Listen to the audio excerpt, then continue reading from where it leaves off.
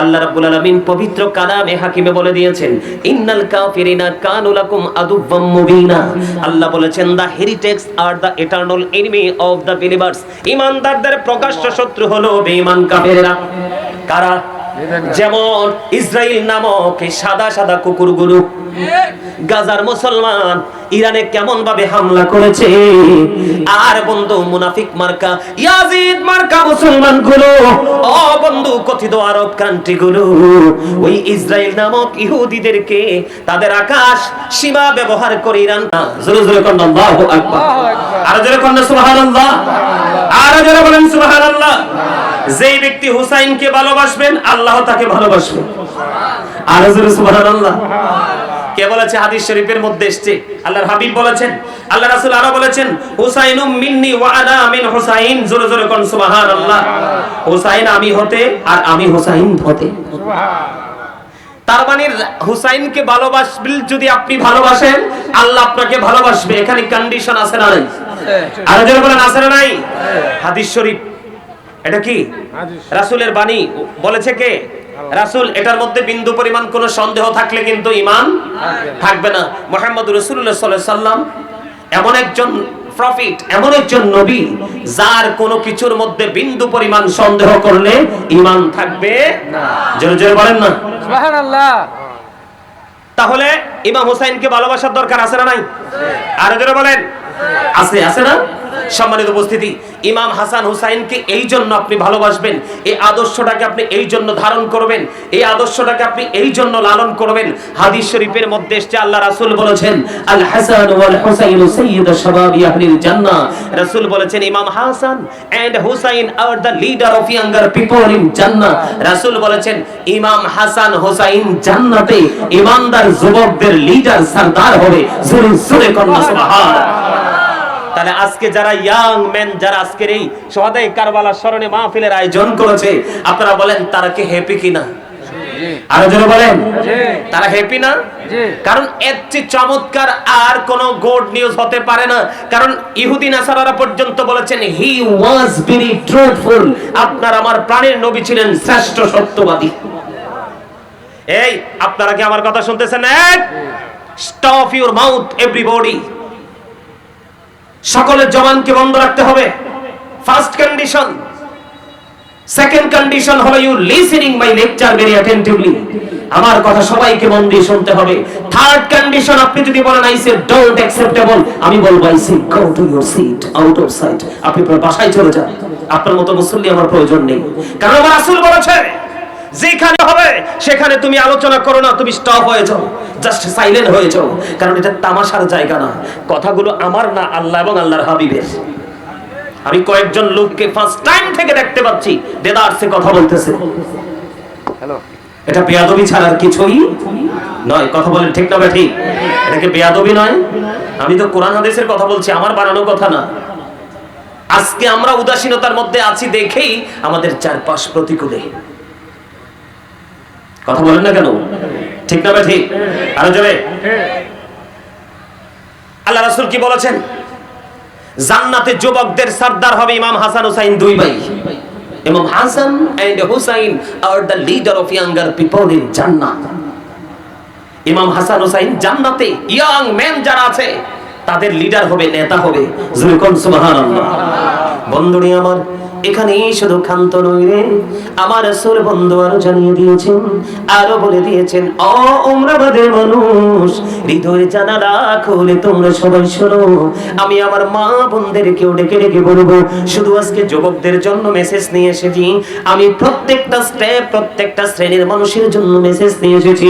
নবী এবং নবীর পরিবার কত বড় নিয়ামত বোঝাবার জন্য।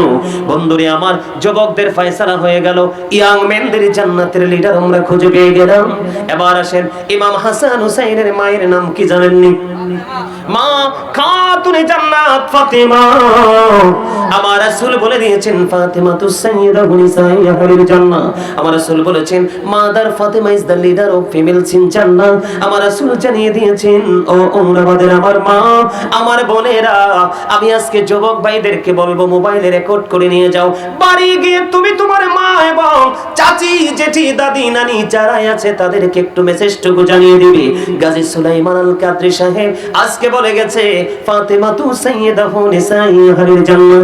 রাসূল বলে দিয়েছেন mother Fatema is the leader of females in জান্নাহ। মা খাতুনে জান্নাত ফাতেমা সমস্ত মুমিনাদের জান্নাতে লিডারিনী হবে, সরদারি। সুবহানাল্লাহ। তাহলে আমরা কি সেভ হয়ে গেলাম কিনা? কথা বলেন, আমরা সেভ হয়ে গেলাম কিনা? ইয়াং যুবক তরুণ প্রজন্ম সেভ হয়ে গেল যদি সে হুসাইনি কাফেলার অন্তর্ভুক্ত হতে পারে।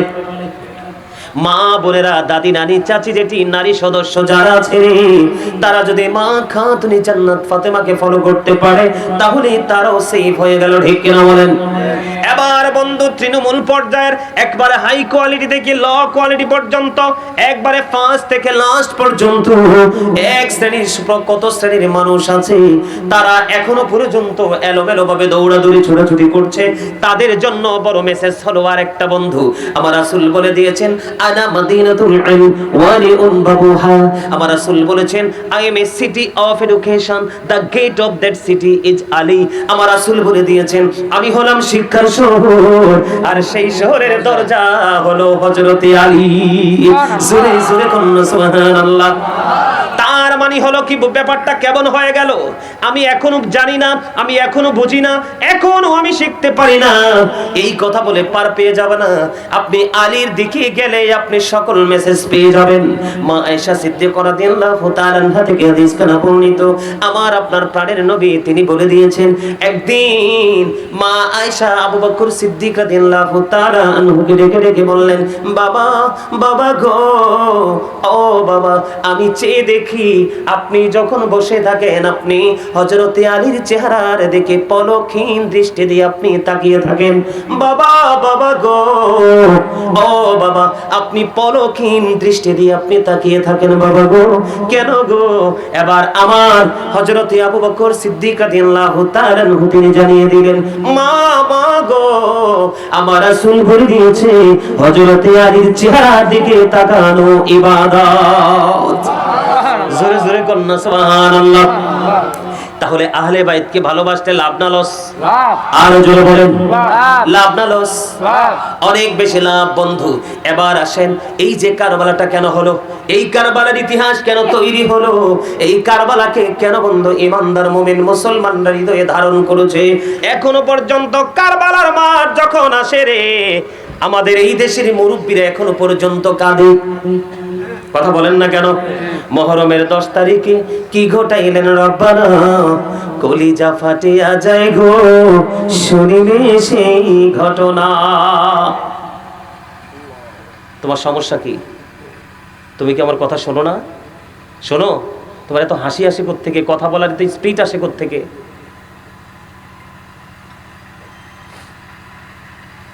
এগুলো বেয়াদবি। এত কাছে বসে এভাবে কথা বলতেছো, এভাবে হাসতেছো। আমি কি আমার গল্প বলতেছি নাকি নবীর পরিবার নিয়ে কথা বলতেছি? এই নবী এবং নবীর পরিবারকে ভালোবাসা ফরজ, তাদের সাথে বিন্দু পরিমাণ বেয়াদবি করা কুফরি। তুমি ডিসাইড করো কোনটা করবে।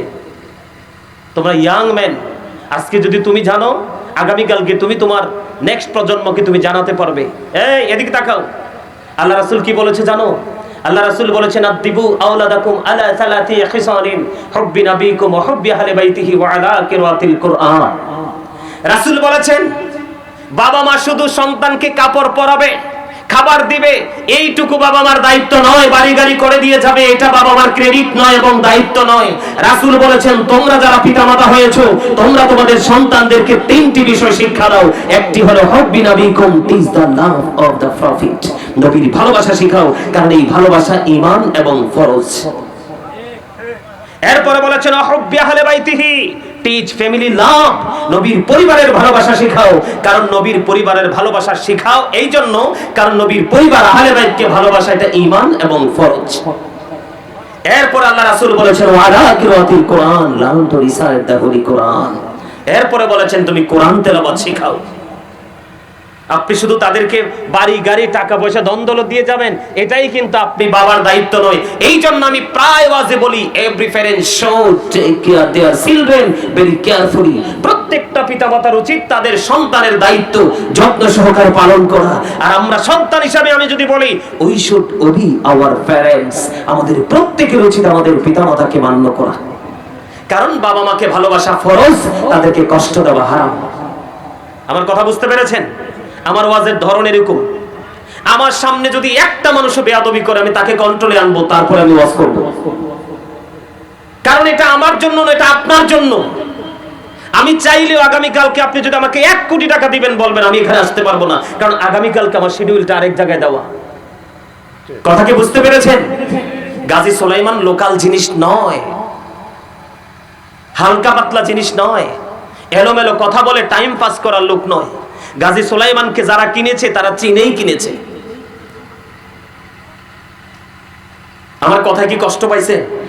কেউ কষ্ট পাইছে? কষ্ট পাইলে আপনার কপাল পুড়বেন। কারণ ভালোবাসার অধিকার যেমনি আছে, ঠিক শাসন করার অধিকারও তেমনি। এখানে সবাই আমার স্টুডেন্ট, বাবা বলেন, চাচা বলেন, জ্যাঠা বলেন, সব। এখান থেকে বের হয়ে যাব আবার আপনাদের মতো সাধারণ মানুষ। ঠিক আছে? ঠিক আছে?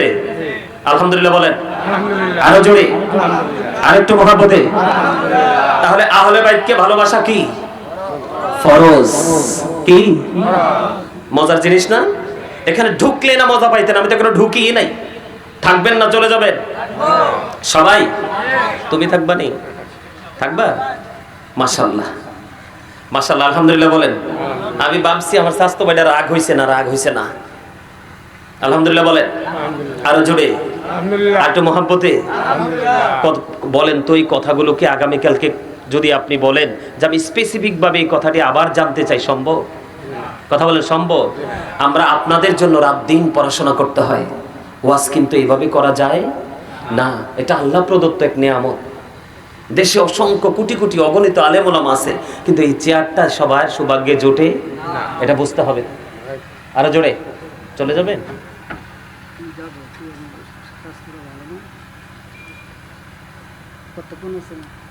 একটু আলোচনাটা গোছাই, যদি সম্ভব হয় দোয়াটা করে যান, কারণ প্রতিদিন তো আর হবে না মাহফিলটা। এটা আপনার কাছে আমার স্পেশাল রিকোয়েস্ট। আলহামদুলিল্লাহ বলেন, আরো জোরে বলেন। আমাদের অতিথি একজন, আপনার ওনার নামটা কি? মনির হোসেন ভাই, উনি চলে যেতে চাইছেন। আমি বলছি যে প্রতিদিন তো হয় না, আজকে একটু থাকেন। আমি অল্প সময়ের মধ্যে ওয়াজটা গোছাচ্ছি। শুধু আপনাদেরকে এই আদর্শটা কেন, এই আহলে বাইতকে কেন ভালোবাসতে হবে, তাকে কেন ফলো করতে হবে, এইটা আপনি আপনাদেরকে বুঝতে হবে। কারণ এখনকার আমাদের যে তরুণ প্রজন্মকে একদল ইয়াজিদ মার্কা মৌলবী কিন্তু নষ্ট করে দিচ্ছে। এই জন্য আপনাদের জানা দরকার। আচ্ছা, এতক্ষণ পর্যন্ত আমি যে কথাগুলো বলেছি, হাদিস শরীফগুলো বলেছি, এগুলো ব্রেনে ঢুকাইছেন তো? যুবকদের সর্দার হলো ইমাম হাসান হুসাইন, 2 ভাই। মা বোনদের সর্দারিনী হলো মা খাতুনে জান্নাত ফাতেমা। আর শিক্ষার জন্য রাসূল দেখিয়ে দিয়েছেন হযরতে আলী। সুবহানাল্লাহ। তাহলে আজকে আগামী দিন থেকে আমি জানি না, বুঝি না, এটা বলার আর কোনো সুযোগ রইলো? আমি আজকে আপনাদের কাছে পুরো বিষয়টাকে ওপেনিং করে দিয়েছি। আলহামদুলিল্লাহ বলেন, আর জোরে বলেন আলহামদুলিল্লাহ। আর একটু জোরে বলেন না আলহামদুলিল্লাহ। আর জোরে আলহামদুলিল্লাহ। আলহামদুলিল্লাহর মর্যাদা অনেক বেশি। অনলাইন থেকে শুনবেন, আলহামদুলিল্লাহ নিয়ে ওয়াজ করা আছে।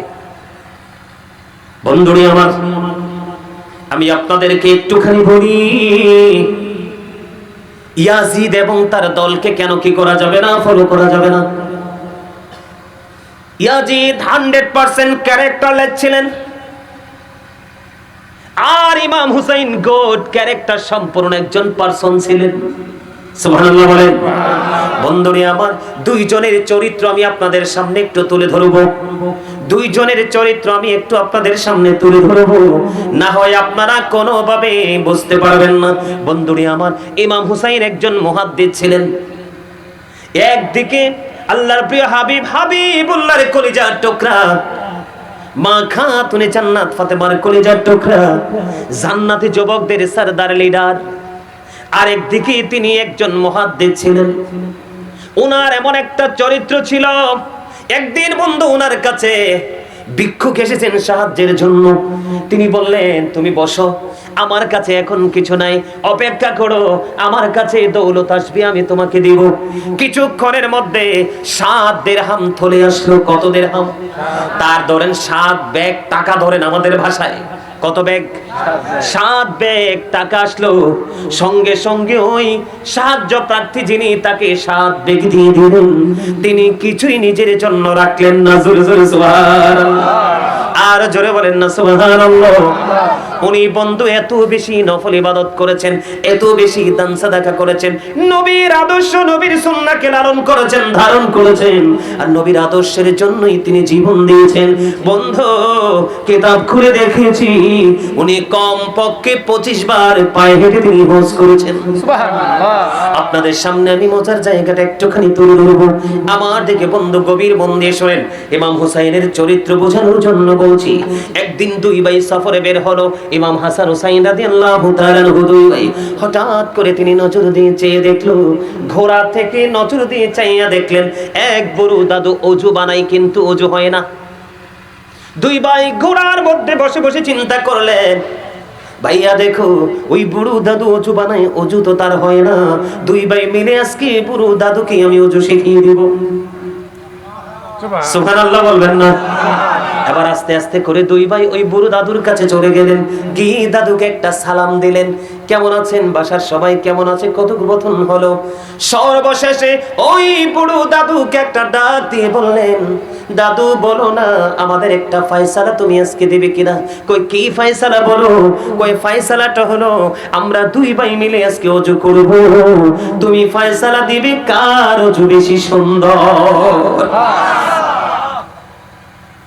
এবার 2 ভাই মিলে বন্ধু ওযু করা শুরু করে দিল।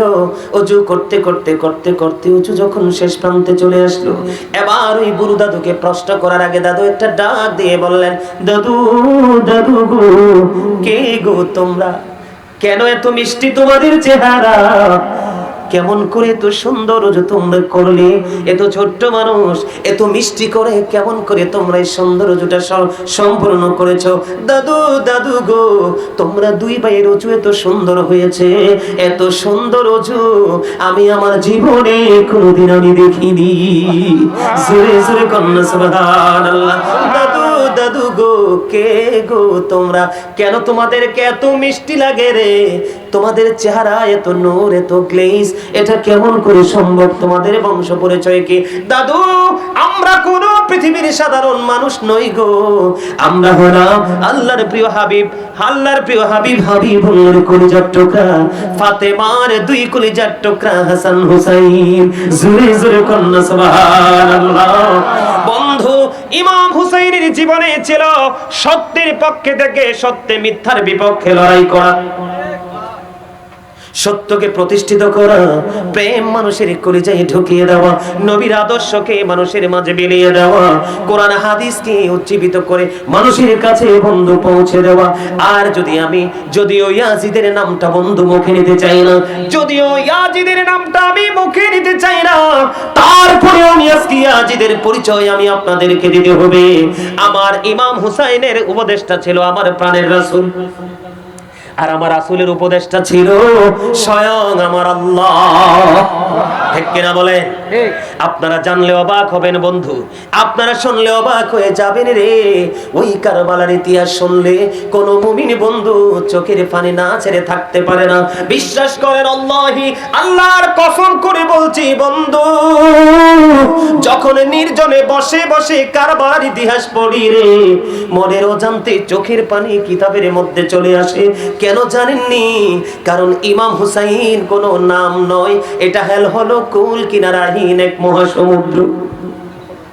বন্ধু এটা কোন নাম নয় রে, যাকে নিয়ে লিখতে লিখতে গোটা পৃথিবীর কলম গাছগুলোকে যদি কলম বানানো হয় রে, ও বন্ধু গোটা পৃথিবীর গাছ শেষ হয়ে যাবে, কলম শেষ হয়ে যাবে, ইমাম হুসাইন কি নিয়ে লেখা বন্ধু শেষ হবে না।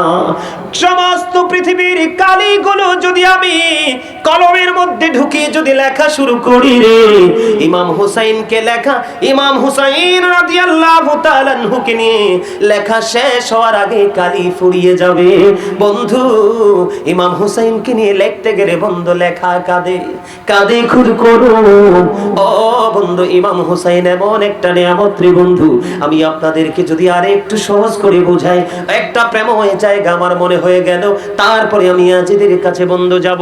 একদিন ইমাম হুসাইন নানাকে ঘোড়া বানালেন, তার মানে আপনার আমার প্রাণের রাসূলকে ঘোড়া বানালেন।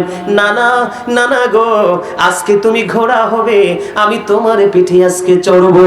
জোরে জোরে কন্যা আল্লাহু আকবার। এবার কি করলেন ইমাম হুসাইন রাদিয়াল্লাহু তাআলা আনহু, আমার প্রাণের নবীজির কাঁধ মোবারকে চড়লেন। এবার নানাকে একটা ডাক দিয়ে বললেন, নানা গো, বলে দাও না তুমি বড় না আমি বড়।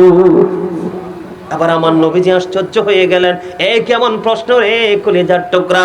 এবার বন্ধু ইমাম হুসাইন যখন প্রশ্ন করলো, আমার নবীজি পাল্টা আবার উত্তর প্রশ্ন করলেন, নানা গো তুমি বলে দাও তুমি বড় না আমি বড়। এবার ইমাম হুসাইন একটা ডাক দিয়ে বললেন, নানা তোমার চাইতে আমি অনেক দামি অনেক বড়। জোরে জোরে কন্যা সুবহানাল্লাহ। আমার নবীজি আশ্চর্য হয়ে গেলেন, কেমন করে রে তুমি বলে দাও না।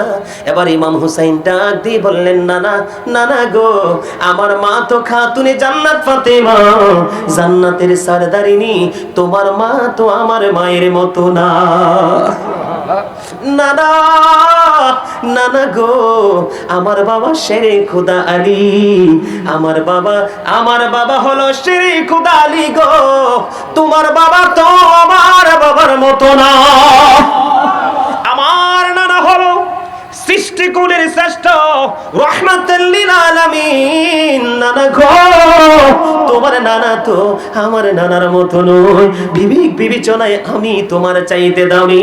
আমার রাসূল তার প্রশ্নের উত্তর শুনে আশ্চর্য হয়ে গেলেন, আসলেই তো ঠিক, আমার হুসাইন অত্যন্ত দামি জিনিস। ঠিক কিনা বলেন বন্ধুরে আমার? হুসাইন রাদিয়াল্লাহু তাআলা কত বড় নিয়ামত, আমি যদি আপনাদেরকে একটুখানি বোঝাই বন্ধু, আমার হৃদয়ে ওই যে ইমাম হুসাইনের প্রাণ বন্ধু, ও বন্ধু একবারে দাও ধাও করে চলে উঠেছে রে বন্ধু। আমি আপনাদেরকে আরো একটা এক্সাম্পল দেই, বেশি দিব না। ইমাম হুসাইন ছোট্ট একদিন খেলতে যাবে, খেলার জন্য তার মনস্থ করলো। খেলতে যাওয়ার সময় মা খাতুনে জান্নাত ফাতেমার গলাটা জড়াইয়া ধরলো। মা, মা গো, আমি খেলতে যাই, আসার পরে আমার একটা আবদার আছে, আমি আসার পরে আমাকে তুমি আপেল দিতে হবে। এবার মা ফাতেমা কোনো চিন্তা না করেই তিনি প্রতিশ্রুতি দিয়ে দিলেন, যাও বাবা যাও, আমি তোমার জন্য আপেল বরাদ্দ করে রাখলাম। এই কথা বলে বন্ধু মা খাতুনে জান্নাত তাকে আপেল দেওয়ার প্রতিশ্রুতি দিয়ে দিলেন। ইমাম হুসাইন চলে গেলেন খেলতে। এবার ইমাম হুসাইন যখন চলে গেল, মা খাতুনে জান্নাত ফাতেমা আশ্চর্য হয়ে গেল, আমি এটা কি করলাম? এখন তো মদিনার কোথাও আপেল খুঁজে পাওয়া যায় না, কারণ এখন তো আপেলের সিজন না। আমি মা আমারই কলিজার টুকরাকে আপেলের প্রতিশ্রুতি দিয়ে দিয়েছি, এখন যদি আমি না দিতে পারি আমি মিথ্যাবাদী হয়ে যাব, কি করব? এবার মা খাতুনে জান্নাত ফাতেমার বাড়ি মদিনা রাসূলের রওজা মোবারক থেকে কাছাকাছি ছিল। আপনারা মদিনায় গেছেন তো নিশ্চয়ই, এখানে আছেন না, দেখছেন না? মদিনা শরীফ থেকে বেশি দূরে না, একটু দূরে মা ফাতেমার বাড়ি। ও বন্ধু, আমিও তো গুনাহগার, 22 সালে বিচরণ করে এসেছি, নিজের এই আঁখি দুইটো দিয়ে প্রাণ ভরে বন্ধু দেখে এসেছি। মা ফাতেমা দৌড়ে চলে গেল আমার রাসূলের হুজরা মোবারকে। এবার হুজরা মোবারকে যখন চলে গেল, আমার নবীজি মা খাতুনে জান্নাত ফাতেমার ওই পবিত্র চেহারা মোবারকের দিকে তাকায়া দেখে, বন্ধু পায়ে ধরে বলছি রে, ও আমার উমরাবাদের আমার ভাই আমার বাবা, বিশেষ করে মা, মা গো, আমি আমার বোনদেরকে ডেকে ডেকে বলছি গো, আজকে ঘুমিও না, হৃদয়ের জানালা খুলে তোমরা সবাই শোনো, কারণ মায়ের কাছ থেকে সন্তান বেশি শিক্ষা পায়। ঠিক কিনা বলেন? আওয়াজ দিয়ে বলেন না। আপনারা এত মানুষ, আওয়াজ তো একেবারে ছোট, আওয়াজ দিয়ে বলেন ঠিক না বেঠি? আমাকে একটা শিক্ষিত মা দাও, আমি তোমাদেরকে শিক্ষিত জাতি দিব। মায়ের বিকল্প আর কিছুই নাই, ঠিক কিনা বলেন? আরো জোরে বলেন। এই জন্য হাদিস শরীফ আসছে, paradise of the child under the feet of the mother, মায়ের পায়ের নিচেই সন্তানের জান্নাত। জোরে কন্যা সুবহানাল্লাহ, আরো জোরে কন্যা সুবহানাল্লাহ। বন্ধুরে আমার, মা খাতুনে জান্নাত ফাতেমার কপালে ঘাম, আমার প্রাণের নবী একটা ডাক দিয়ে বললেন, মা, মা গো, কেন গো আপনার ললাটে ঘাম দেখা যায়, কি হয়েছে আপনার? আপনাকে অত্যন্ত বিচলিত দেখায় কেন গো মা? এবার আমার মা খাতুনে জান্নাত ফাতেমা একটা ডাক দিয়ে বললেন, বাবা, বাবা গো, আমি একটা ক্রাইসিস মোমেন্টে পড়েছি গো বাবা। মা, কি হয়েছে বাবা গো?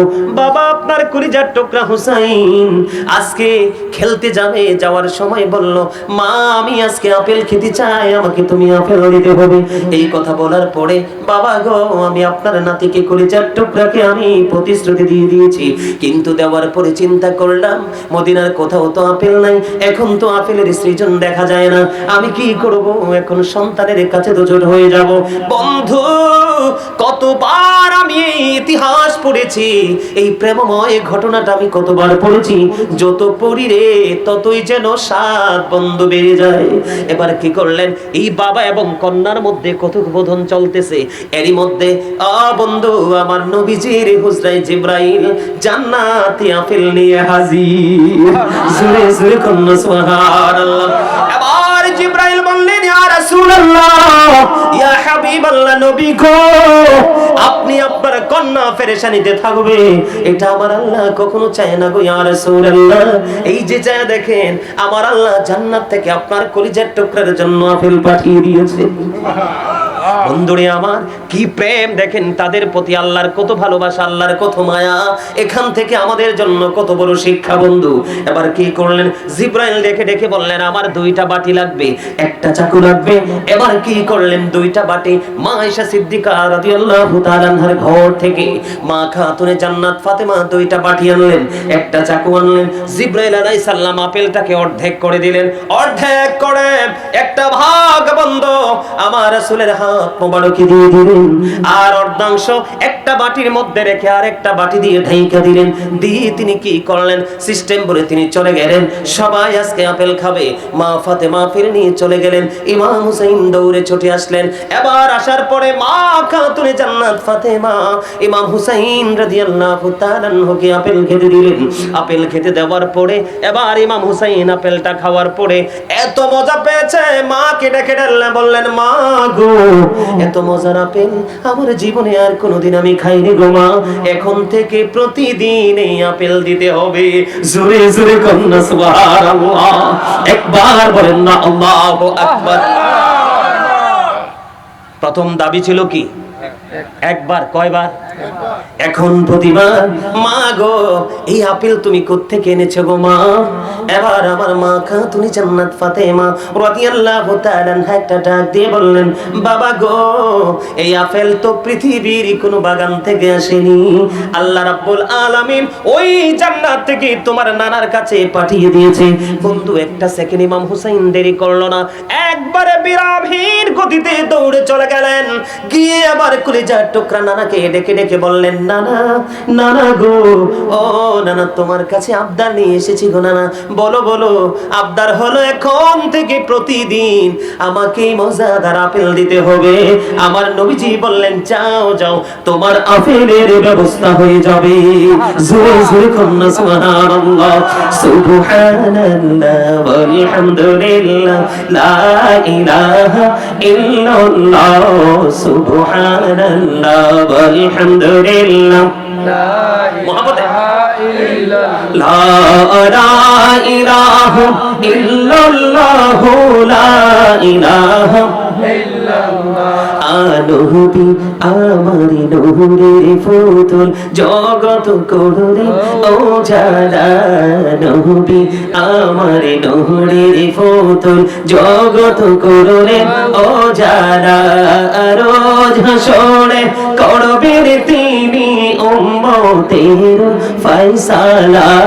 সুবহানাল্লাহ ওয়ালহামদুলিল্লাহ, লা ইলাহা ইল্লাল্লাহ, সুবহানাল্লাহ ওয়ালহামদুলিল্লাহ, লা ইলাহা ইল্লাল্লাহ, লা ইলাহা ইল্লাল্লাহ, লা ইলাহা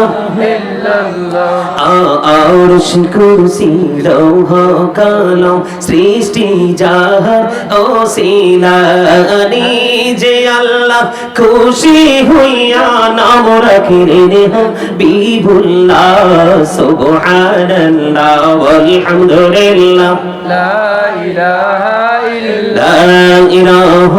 ইল্লাল্লাহ মুহাম্মাদুর রাসূলুল্লাহ সাল্লাল্লাহু আলাইহি ওয়াসাল্লাম। বন্ধু, এই দিক দিয়ে হুসাইনের আবদার হলো প্রতিদিন নাফিল দিতে হবে, আর ওই দিক দিয়ে আমার নবীজি প্রতিশ্রুতি দিয়েছেন। আর ওই দিক দিয়ে যদি আমরা নজর দিয়ে দেখি রে, ওই অর্ধেকটা আপেলের মধ্যে হলো পুরো রহস্য। জিবরাইল আলাইহিস সালাম বলে গেছেন, ইয়া রাসূলুল্লাহ, ইয়া হাবিবাল্লাহ, নবী গো, প্রতিদিন একবারে আপেলের ঢাকনা সরাবেন, দুইবার নয়, কয়বার? একবার। এবার বন্ধু চলে গেল, একদিন চলে গেল, পরের দিন বন্ধু ঢাকনাটা সরানো হলো। এবার পরের দিন ঢাকনা সরাইয়া দেখে ওই আপেলটা পুরো আস্তা হয়ে আছে। জোরে জোরে কন্যা সুবহানাল্লাহ। জিবরাইল আলাইহিস সালাম আমার নবীকে বলে গেছেন, ইয়া রাসূলুল্লাহ, এইভাবে অর্ধেকটা সবাই মিলে খাবেন, আর অর্ধেকটা আবার পুনরায় বাটি দিয়ে ঢাইকা রাখবেন। বন্ধুরে আমার, ওই অর্ধেকটা কাটার পরে যখন আজকে খেলো, আপেল কিন্তু একটাই, কিন্তু স্বাদ গতকালকেরটার মতো নয়। আজকেরটার স্বাদ বন্ধু ভিন্ন রকম। আজকের দিন চলে গেল, আবার বন্ধু পরের দিন চলে আসলো, আবার একবার ঢাকনাটা সরালো। ঢাকনা সরানোর পরে আবার চাইয়া দেখে আপেলটা আবার পুরো আস্তা হয়ে আছে। জোরে জোরে বলুন না সুবহানাল্লাহ। আবার আপেল অর্ধাংশ কেটে খেলেন, আজকে আবার ভিন্ন স্বাদ। এমনি করে করে বন্ধু 1 মাস নয়, 2 মাস নয়, 1 সপ্তাহ নয়, 2 সপ্তাহ নয়, ও বন্ধু হাদিস শরীফ প্রমাণ করেছে, এমনি করে করে 2 বছর পর্যন্ত এই আপেল যখন ঢাকনা সরাই করে আস্তা হয়ে যায়, আগের দিন অর্ধেক, পরের দিন গোটা, প্রতিদিন বন্ধু ভিন্ন ভিন্ন স্বাদ পেয়েছে। প্রতিদিন ভিন্ন ভিন্ন স্বাদ বন্ধু পেয়ে মানুষ খেয়েছে। ও বন্ধু 2 বছর পরে ও বন্ধু অটোই আপেলটা অদৃশ্য হয়ে গেছে। জোরে জোরে কন্যা সুবহানাল্লাহ। এবার যুবক ভাই তোমাদেরকে বলি, এমন হুসাইনকে ভালোবাসার দরকার আছে না নাই? আর জোরে আছে। ইয়াজিদের বিন্দু পরিমাণ প্রশংসা করলে তোমরা এটা গ্রহণ করবে কখনো? কখনো গ্রহণ করবে না। এবং তোমাদের যে পরবর্তী প্রজন্ম, সন্তান হোক, ভাই হোক, নাতি হোক, সবাইকে তুমি জীবনের প্রতিদিন একটা সময় অল্প অল্প করে বোঝানো লাগবে। এই জন্য বন্ধু বোঝানো লাগবে। হযরত ইমাম হুসাইনের উপদেশটা হলো কি আমার নবী, ইমাম হুসাইনের মধ্যে ছিল আমার নবীর আদর্শ, ইসলামের রং। আর ইয়াজিদের দিকে আমি ছোট্ট করে একটু বর্ণনা দিতে চাই বন্ধু। ইয়াজিদ এমন একটা নষ্ট চরিত্র ছিল, ক্যারেক্টারলেস ছিল। এই জন্য আমি বারবার বলি বন্ধু, 100% ইয়াজিদ ইজ ক্যারেক্টারলেস। ঠিক কিনা বলেন? আরে আওয়াজ দিয়ে বলেন না। আমরা কি হুসাইনি কাফেলার লোক না? আরো জোরে বলেন। ইয়াজিদ বাহিনী ছিল অসংখ্য, আর হুসাইনি কাফেলাতে ছিল মাত্র 72 জন। তারপরেও কিন্তু পিছপা হয় নাই। আমি আপনাদেরকে বলি, আল্লাহ